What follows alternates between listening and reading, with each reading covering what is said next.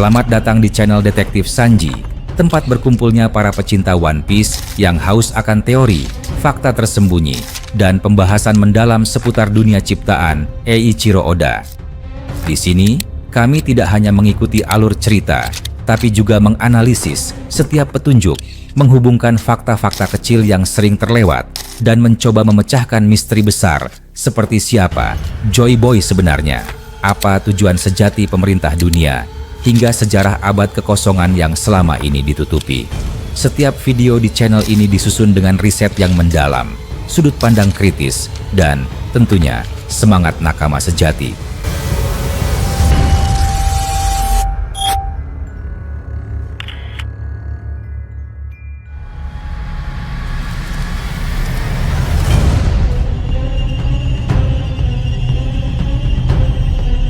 Terkadang, ada hal-hal yang tidak terlihat bukan karena tersembunyi, tetapi karena terlalu jelas. Sesuatu yang terlalu absurd untuk dipercaya, sehingga pikiran memilih mengabaikannya. Namun, saat potongan-potongan kecil disebar perlahan oleh Eiichiro Oda, potongan yang pada awalnya tampak tidak penting, namun seiring waktu saling melengkapi, satu demi satu membentuk pola, maka muncul kemungkinan baru yang mengguncang seluruh fondasi pemahaman terhadap narasi One Piece. Salah satu karakter yang selama ini terlihat tidak terlalu penting, netral, dan bahkan lucu, mulai memunculkan potensi peran maha besar dalam saga terakhir dunia ini. Sosok tersebut adalah Borsalino, lebih dikenal sebagai Kizaru. Telah lama menjadi misteri kenapa Kizaru, seorang admiral angkatan laut dengan kekuatan luar biasa, selalu tampak tidak sepenuh hati dalam bertindak. Mulai dari arc Sabaody hingga Egghead, sikapnya lebih menyerupai aktor yang memainkan peran, bukan tentara yang sungguh percaya pada tugasnya. Seolah-olah setiap langkahnya adalah kalkulasi dari seseorang yang memainkan permainan jangka panjang, bukan prajurit yang benar-benar membela nilai keadilan, seperti yang selalu diteriakan oleh Akainu. Pertama kali muncul dalam arc Sabaody, Kizaru diperlihatkan sebagai kekuatan absolut yang memporak-porandakan para supernova. Dengan kemampuan buah Pika-Pika no Mi, dirinya mampu bergerak secepat cahaya, menyerang tanpa bisa dihentikan. Namun, setelah menunjukkan sedikit dari kekuatan itu, dia tidak menyelesaikan misi secara penuh. Trafalgar Law, Eustace Kid, Basil Hawkins, bahkan Luffy yang sudah menjadi target besar pemerintah dunia, semua berhasil lolos, tidak karena kekuatan mereka lebih besar, tetapi karena Kizaru seakan membiarkan mereka pergi. Apakah itu hanya kemalasan, atau justru kehati-hatian dari seseorang yang tidak ingin merusak rencana lebih besar? Perilaku aneh ini terus berlanjut selama bertahun-tahun. Dalam perang Marineford, Kizaru aktif bertempur, namun tidak menimbulkan dampak sebesar Akainu atau Aokiji. Serangannya efektif, tapi jarang mematikan. Bahkan ketika menghadapi Marco dan Whitebeard, Kizaru tidak menunjukkan kebrutalan atau keganasan seperti Akainu. Seolah-olah ada batasan yang tidak ingin dilanggar. Seperti seseorang yang ingin terlihat loyal, tapi tidak benar-benar ingin menghancurkan musuh-musuh pemerintah dunia secara total. Lompatan waktu membawa ke era setelah time skip. Dunia mulai bergolak. Pemerintah dunia menutup akses informasi, menghapus sejarah, membentuk pasukan khusus seperti Holy Knights, dan memperkuat cengkeraman atas wilayah-wilayah yang sudah mulai memberontak. Dalam situasi genting seperti ini, Angkatan Laut dan pemerintah dunia seharusnya bergerak secara maksimal, menggunakan semua kekuatan untuk menekan ancaman. Namun, Kizaru tetap seperti dulu, tenang, datar, tidak terlalu aktif, sampai arc Egghead dimulai. Di Pulau Egghead, seluruh skenario berubah.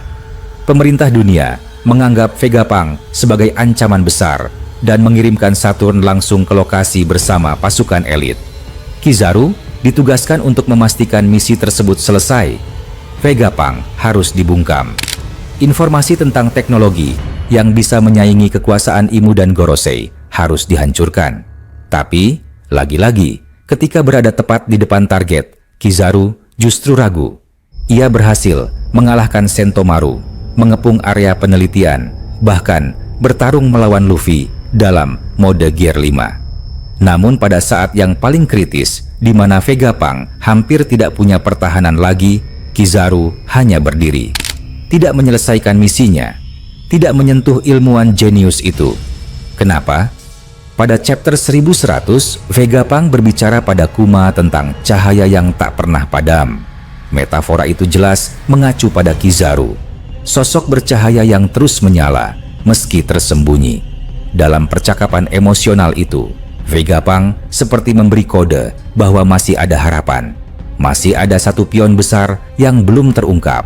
Seseorang yang tidak berada di pihak pemerintah dunia, tapi juga tidak berada di luar sistem. Seseorang yang menyelinap di dalam struktur angkatan laut.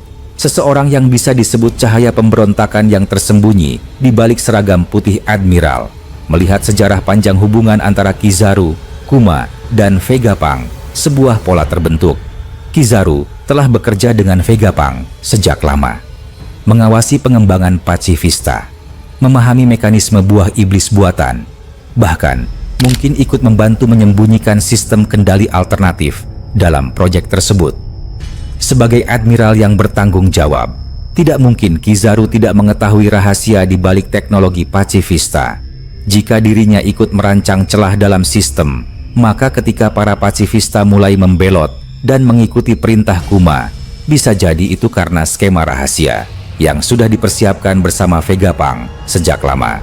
Kisah tragis Kuma memperkuat teori ini.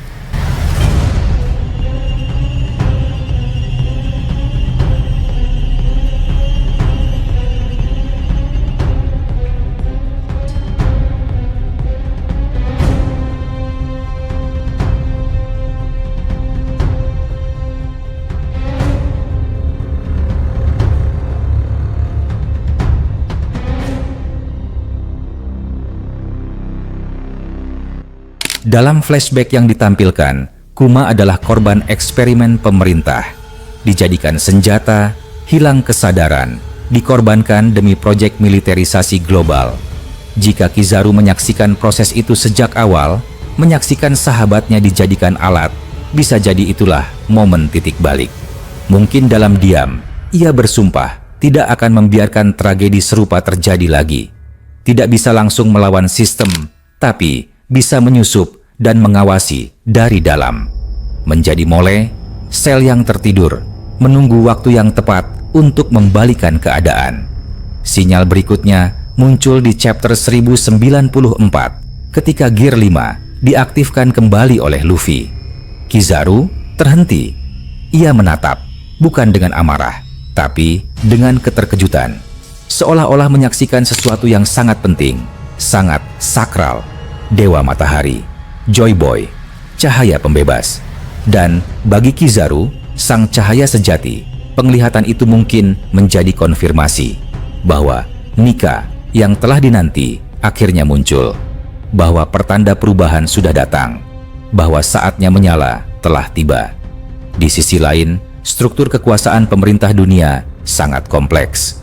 Gorosei, Imu, dan Holy Knights adalah entitas yang tidak mengenal kompromi. Kesetiaan mutlak adalah harga mati. Sekali dicurigai, maka nasibnya selesai. Di chapter 1112, Saturn mulai menunjukkan kecurigaan terhadap Kizaru. Bukan hanya marah karena kegagalan, tapi penuh keraguan. Kenapa Admiral sekuat itu tidak bisa menyelesaikan misi? Apakah karena tidak mampu atau karena tidak mau? Bila kecurigaan itu benar, maka Kizaru berada dalam bahaya besar. Pemerintah dunia tidak akan ragu menghabisinya. Bahkan Akainu, meski menghormatinya sebagai sesama admiral, tidak akan membiarkan pengkhianatan terjadi di tubuh angkatan laut. Tapi disinilah letak ironi Kizaru. Dirinya tidak takut pada kematian, tidak digerakkan oleh ambisi pribadi, tidak memiliki fanatisme seperti Akainu atau kepercayaan pada kebebasan seperti Fujitora. Dirinya hanya ingin menjaga keseimbangan, dan jika keseimbangan itu rusak, maka dirinya akan menjadi pemicu revolusi. Selama ini, tidak ada catatan tentang pertemuan antara Dragon dan Kizaru. Bisa jadi, Dragon sendiri tidak tahu bahwa seorang agen rahasia berada di tubuh angkatan laut. Mungkin hanya Kuma dan Vegapunk yang mengetahui identitasnya. Jika benar, maka Kizaru adalah mata-mata paling berbahaya sepanjang sejarah. Memiliki akses ke seluruh informasi strategis, mengetahui lokasi markas, lab, dan dokumen rahasia, mengetahui siapa musuh sesungguhnya. Dan jika Kizaru berhasil selamat dari Egghead, maka perannya akan bergeser. Bukan lagi admiral pemerintah dunia, tapi pembelot yang membawa cahaya informasi paling dalam. Seseorang yang bisa mengungkap semua kejahatan Imu dan Gorosei. Seseorang yang bisa menunjukkan wajah asli pemerintah dunia kepada seluruh bangsa. Di saat itulah konflik memuncak. Akainu akan mengejar Kizaru habis-habisan. Perang besar tak terelakkan. Namun, saat pertempuran itu pecah, maka pertarungannya bukan hanya fisik, bukan hanya antara kekuatan magma dan cahaya, tetapi antara dua ideologi, dominasi absolut melawan kebebasan, pemerintah dunia melawan revolusi, keheningan berabad-abad melawan kebenaran yang akhirnya terungkap. Dan ketika cahaya bertabrakan dengan magma, maka dunia akan menyaksikan siapa yang menyala dan siapa yang terbakar. Pengkhianatan dari dalam, masa lalu Dragon sebagai marinir, dan dendam abadi Akainu. Dunia One Piece dipenuhi misteri, teka-teki sejarah, serta karakter-karakter kompleks dengan motivasi yang sering tersembunyi di balik senyuman dan darah. Salah satu karakter yang terus membayangi narasi, namun tetap dibungkus kabut misteri, adalah Monkey D. Dragon, tokoh paling dicari di dunia dan pemimpin dari pasukan revolusioner. Namun, fakta paling mencengangkan yang terungkap dalam cerita adalah bahwa Dragon pernah menjadi seorang marinir. Pengakuan ini bukan hanya sekadar informasi latar belakang, tetapi bisa menjadi salah satu kepingan kunci untuk memahami konflik ideologi terbesar dalam cerita Dragon melawan Akainu. Jika Dragon, seorang mantan marinir, kini berdiri sebagai simbol perlawanan terhadap pemerintah dunia, maka itu berarti bahwa dalam dirinya pernah hidup semangat keadilan yang sama seperti yang kini dijaga mati-matian oleh Laksamana Armada Sakazuki alias Akainu. Maka muncul pertanyaan tak terelakkan. Apa yang dilihat Dragon dalam tubuh marinir hingga memutuskan untuk melawan mereka? Dan mengapa Akainu begitu membenci Dragon? Dalam kerangka narasi One Piece yang mengedepankan ideologi, perbedaan sudut pandang bukan sekadar perbedaan strategi, melainkan pertarungan filosofi hidup dan mati. Disinilah letak kompleksitas hubungan antara Dragon dan Akainu. Walau belum banyak informasi eksplisit mengenai masa lalu Dragon sebagai marinir, beberapa petunjuk dalam manga dan SBS menunjukkan bahwa posisi Dragon bukan posisi sembarangan. Mustahil seseorang yang akhirnya menjadi ancaman terbesar bagi pemerintah dunia berasal dari tingkatan rendah.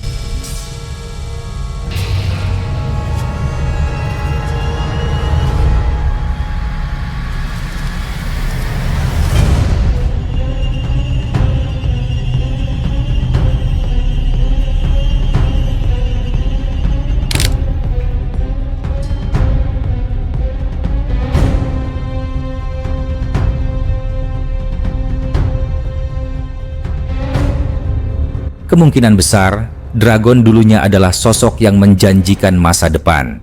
Seseorang yang digadang-gadang sebagai tokoh besar dalam tubuh angkatan laut. Dikenal memiliki karisma, kekuatan fisik di atas rata-rata, kecerdasan strategi luar biasa, dan pemahaman geopolitik global. Dragon kemungkinan pernah dianggap sebagai calon Laksamana, mungkin bahkan calon penerus Sengoku. Sosok seperti ini sangat langka dalam tubuh marinir, dan wajar bila banyak atasan maupun rekan seangkatannya menaruh harapan tinggi. Di antara rekan satu generasi, ada nama Sakazuki. Bila diasumsikan Dragon dan Sakazuki pernah bertugas dalam satu generasi, bahkan dalam unit yang sama, maka hubungan mereka bukan sekadar profesional, melainkan emosional. Kehilangan seseorang yang dianggap rekan, mentor, atau bahkan panutan karena pengkhianatan adalah luka dalam yang menjelma menjadi kebencian abadi. Sakazuki adalah pengusung utama doktrin keadilan mutlak. Dalam pandangannya, segala bentuk ancaman terhadap kestabilan harus dihapus tanpa kompromi. Tidak ada ruang untuk keraguan, tidak ada tempat untuk belas kasihan. Sistem, menurutnya, adalah pilar dunia, dan siapapun yang mencoba menggoyangnya adalah musuh tak terbantahkan. Di sisi lain, Dragon justru berdiri sebagai antitesis dari filosofi ini. Sejak mendirikan pasukan revolusioner, tujuannya bukan hanya menggulingkan pemerintah dunia, tapi juga menghancurkan sistem penindasan global, membuka jalan menuju kebebasan berpikir, kesetaraan hak, dan penghapusan kasta kekuasaan. Dalam mata Dragon, struktur pemerintah dunia bukanlah simbol keteraturan, melainkan representasi kejahatan sistematis yang menyamar sebagai hukum. Ketika dua tokoh dengan filosofi seberlawanan ini tumbuh dalam organisasi yang sama, dan salah satu memilih jalan radikal untuk menentang sistem, maka pertarungan tidak lagi sekadar militer, melainkan perang ideologi. Dragon melihat sistem sebagai akar ketidakadilan, sementara Sakazuki melihat sistem sebagai satu-satunya cara untuk mempertahankan ketertiban. Salah satu peristiwa paling mencolok dalam sejarah One Piece adalah tragedi Ohara. Eksekusi Buster Call yang dilakukan terhadap pulau para arkeolog ini memperlihatkan sisi tergelap dari pemerintah dunia. Pulau damai yang hanya berusaha mengungkap kebenaran sejarah dijadikan target genosida demi menutupi masa lalu yang telah dikubur. Dalam skenario tertentu, sangat mungkin Dragon terlibat dalam penyelidikan atau operasi tersebut. Mungkin bukan sebagai pelaku, tetapi sebagai saksi, atau bahkan seseorang yang mencoba menghentikannya dari dalam. Ketika menyaksikan bagaimana hukum dijadikan senjata untuk memusnahkan intelektual dan anak-anak tak bersalah, rasa keadilan dalam dirinya bisa saja hancur seketika. Tidak ada lagi harapan dalam sistem seperti itu. Tidak ada keadilan dalam kejahatan yang dilindungi konstitusi. Di titik itulah, tekad Dragon untuk melawan sistem mungkin mulai tumbuh. Hal yang mencurigakan adalah bagaimana pemerintah dunia tidak pernah secara publik mengakui bahwa Dragon pernah menjadi marinir. Fakta ini seolah-olah disembunyikan, dihapus dari arsip sejarah. Bukan tanpa alasan. Bila publik mengetahui bahwa tokoh paling berbahaya bagi pemerintah dunia berasal dari dalam, maka kepercayaan terhadap institusi marinir bisa runtuh. Dragon bukan sekadar pemberontak, tapi simbol bahwa sistem bisa gagal dari dalam. Bagi Sakazuki, yang menjunjung tinggi kehormatan dan kekuatan institusi, fakta ini adalah penghinaan. Tidak hanya merasa dikhianati, tetapi juga dipermalukan secara pribadi dan institusional. Dalam pandangannya, Dragon adalah luka yang tak bisa sembuh, dan satu-satunya cara untuk menyembuhkan adalah menghancurkan Dragon hingga ke akar. Setiap gerakan revolusioner butuh figur sentral. Dalam dunia One Piece, Dragon adalah figur itu. Bukan hanya pemimpin pasukan, tetapi simbol perlawanan terhadap tirani. Namun dari sisi pemerintah dunia dan Akainu, Dragon adalah simbol pengkhianatan, ancaman terhadap dunia yang tertib. Kehadirannya mengingatkan bahwa bahkan sistem sekuat pemerintah dunia tidak kebal dari keruntuhan internal. Dragon membuktikan bahwa keadilan tanpa nurani adalah bentuk tirani paling berbahaya, dan itu adalah ideologi yang lebih menakutkan daripada kekuatan militer manapun. Bayangkan sebuah dunia di mana Dragon dan Akainu berdiri di medan perang, bukan hanya sebagai musuh, tetapi sebagai dua kekuatan besar yang lahir dari sistem yang sama.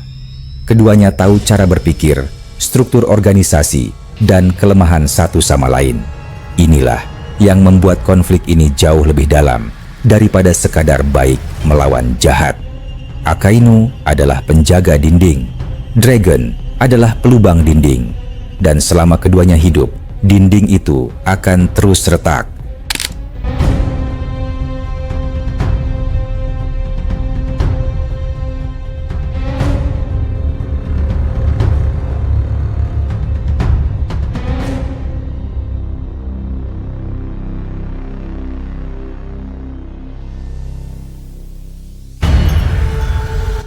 Berikut adalah pertanyaan-pertanyaan yang belum terjawab hingga kini. 1. Apakah Dragon benar-benar menyaksikan Ohara dari dekat? 2. Apakah ia mencoba menghentikan Buster Call namun gagal? 3. Apakah Dragon dan Akainu pernah bertarung langsung sebelum Dragon membelot? 4. Seberapa dalam hubungan mereka di masa lalu? 5. Apakah Dragon meninggalkan surat, pesan, atau pernyataan perpisahan yang membuat Akainu semakin marah? 6. Apakah pemerintah dunia menyiksa atau menghukum keluarga Dragon sebelum ia membelot? Dragon tidak hanya menantang pemerintah dunia, ia menantang struktur keyakinan yang sudah mengakar dalam sejarah One Piece. Ia bukan bajak laut, ia bukan pemburu harta karun, ia adalah seorang yang percaya bahwa dunia ini tidak seharusnya diperintah oleh kekuasaan yang menghapus sejarah dan memaksakan ketertiban lewat ketakutan.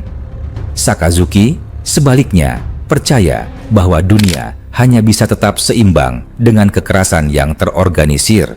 Dan dalam dunia yang kacau seperti Grand Line, mungkin keyakinannya tidak sepenuhnya salah. Namun, keduanya tidak bisa berdiri dalam dunia yang sama. Mereka adalah api dan es, cahaya dan bayangan. Dua wajah dari sistem yang sama, tetapi dengan mimpi yang bertabrakan. Dan di suatu saat, ketika pertempuran besar antara revolusioner dan pemerintah dunia dimulai, dua tokoh ini akan saling berhadapan. Bukan hanya demi menang atau kalah, tetapi untuk menentukan seperti apa dunia ini akan terbentuk setelahnya.